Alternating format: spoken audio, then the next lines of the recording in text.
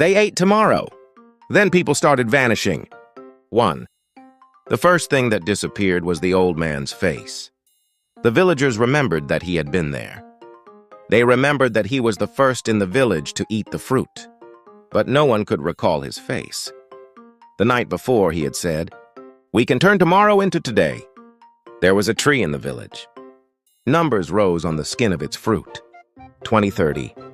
That year, the village had been struck by famine. The old man reached out with a trembling hand, plucked the fruit and bit into it. It was sweet. Sweet enough to numb the mind. The next morning, the storehouse that had been empty was full of rice and vegetables, and the old man's face was already faintly missing from the villagers' memory. 2. There was a girl named Lena. Lena was the first in the village to sense that something was wrong. But Lena was not someone who only warned others. Lena had a baby brother. He had a fever, and there was no money for medicine. She reached for a fruit high in the tree, one marked with the farthest number of all, 2050. The moment she bit into it, her brother's fever broke.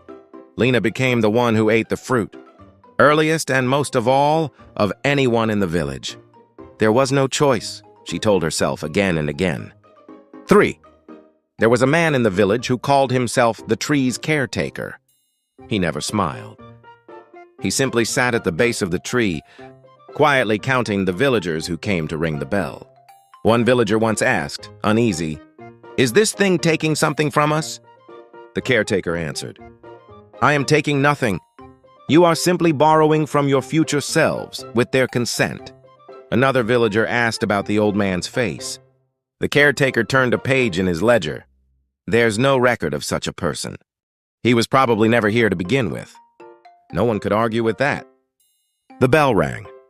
A small chime. 4. The village changed.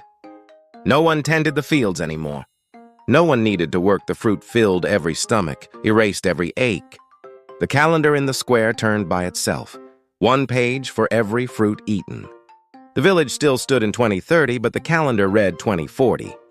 The old man's face was gone completely now. Only the chair he used to sit in remained in a corner of the square, as if no such person had ever existed in this village at all. No one in his family found it strange anymore. Even the will to remember was, little by little, fading away. 5. The branches nearest to now no longer held a single fruit. Only the ones marked with distant future numbers still hung heavy high above. But the branches had grown too long. No one's hand could reach them anymore. The villagers stood hungry, staring up at what they could no longer take. The caretaker had vanished from the village at some point, no one knew when. Only the bell remained, lying at the base of the tree. Lena looked down at her own hands. She felt that something of hers had gone missing. In exact proportion to the fruit she'd eaten to save her brother. She still didn't know what it was. 6. Let's do what we can now. Lena pointed at the ruined fields. Let's till the soil. It will take time. What grows won't be sweet, but it will be ours.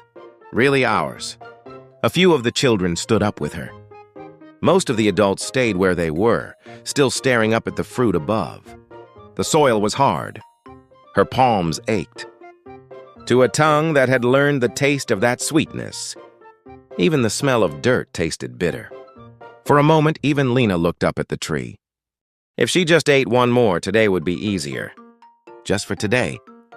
The fact that she could think that at all was the most frightening thing. Still, she drove her hoe into the ground. 7. That was when someone noticed it. A single fruit hanging from a low branch of the tree. The only one within reach. The villagers gathered around it. There was no number on its skin. No letters either. Just a smooth, blank surface. The moment Lena touched it, letters rose to the surface. It was not a date. It was not the word tomorrow. It was Lena's own name. 8. Lena couldn't move. Was this her own future waiting to be eaten? Or was it meant for someone not yet born? Someone whose name simply happened to fall the same as hers? The villagers leaned in to look at what she held. One of them said, "It's yours. You should eat it." Another said, "No, eat that, and you're the next one to disappear." Lena stood there, the fruit in her hand, looking at them. At the base of the tree, though no one had touched it, the bell rang softly by itself. A small chime. If that fruit were resting in your own palm, if your own name were the one written on its skin, would you eat it?